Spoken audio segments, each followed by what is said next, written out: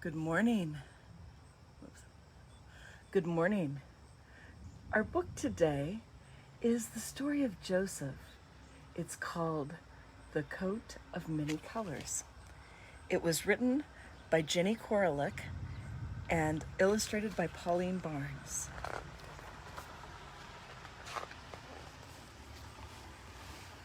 The coat of many colors was very special. Finely spun, it was woven out of the softest wool from the best sheep. Light as air, it was embroidered with desert flowers and fiery silks and strewn with crescent moons, midday suns, and evening stars. In threads of silver and gold, anyone who saw it longed to wear it. One day long ago, a man called Jacob gave the coat to his son Joseph. Jacob had many other sons, but he loved Joseph best. Little did he know how much trouble that coat would cause. Joseph's 10 half-brothers were jealous of him because he was Jacob's favorite. They were also angry because he never helped them in the fields. But above all, they hated Joseph because of his dreams. Once he told them, "I dreamed that you were sheaves of corn, bowing down to one great sheaf of corn, which was me." Another time he said, "I dreamed that the sun, moon, and all the stars were bowing down to me. The sun was our father, the moon was my mother, and you were the stars. My dreams say that one day I will be a very important person." The brothers grew tired of hearing of Joseph's dreams. So one day, when they saw him prancing towards them with his coat of many colors, they decided to get rid of him. "Let's kill the dreamer," they said. No, cried the eldest brother Reuben. "Don't kill him. Let's throw him into that empty well and leave him there for a while. That will teach him a lesson."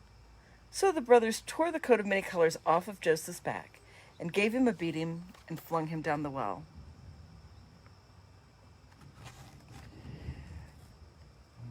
"You can cool off there," they shouted, "and learn to mend your ways." Reuben could not bear Joseph's cries coming from the well. So he went and hid, waiting for a chance to rescue his brother.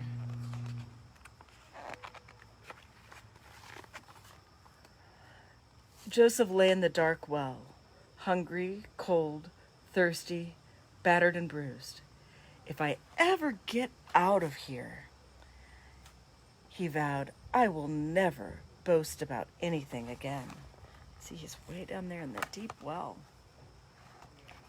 And the sides are steep, he can't get out.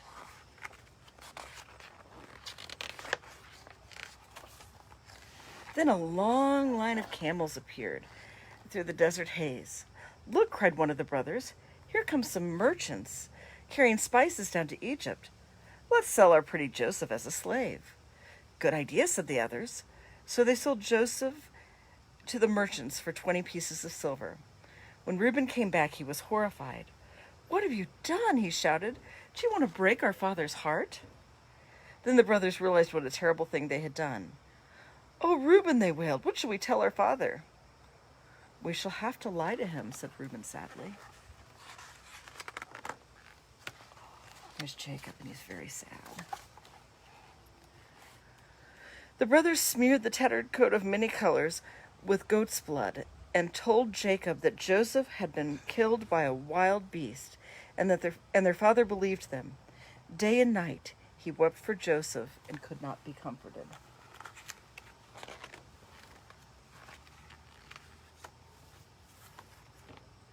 Joseph was now a slave in Egypt, but not for long. The Pharaoh was having worrying dreams of 7 fat cows and 7 thin cows, 7 plump ears of corn and 7 empty ears of corn. The wise men could not tell him what they meant. Then one day his cupbearer said, "O great one, Not long ago I had a dream. A slave told me what it meant, and it came true exactly as he said it would. Send for this man at once, commanded the Pharaoh. Here comes Joseph, who'd been a slave.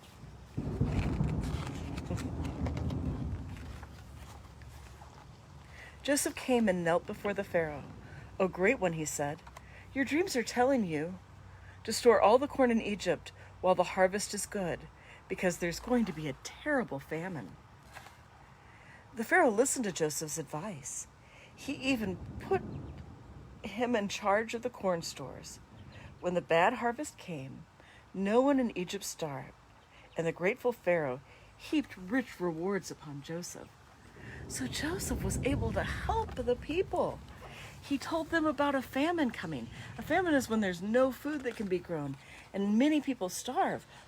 But because Joseph knew it was coming, he was able to help them to store food.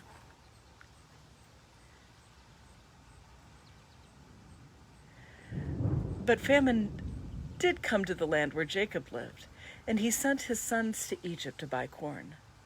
The brothers did not recognize Joseph in his robes of purple and gold, but Joseph recognized them.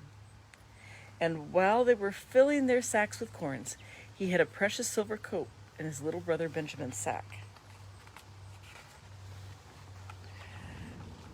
When Joseph's soldiers searched the sack at the Egyptian border, they found the silver cup. They arrested the brothers and took them straight back to Joseph. "Benjamin must stay here," ordered Joseph, "but the rest of you may go." "This is punishment for what we did to Joseph," the brothers said to one another, not knowing that Joseph understood what they were saying.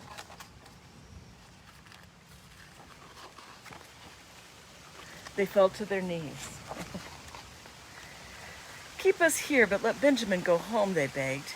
"You see, our brother Joseph died long ago, and it broke our father's heart. If he never sees Benjamin again, it will surely kill him." Joseph knew that his brothers had changed as much as he had.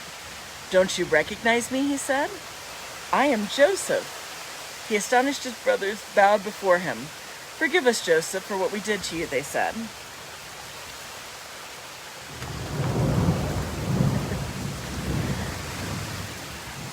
Joseph hugged his brothers. "Of course I forgive you," he said. "We all learned many lessons since I first put on the coat of many colors. Now you go and bring our dear father to me.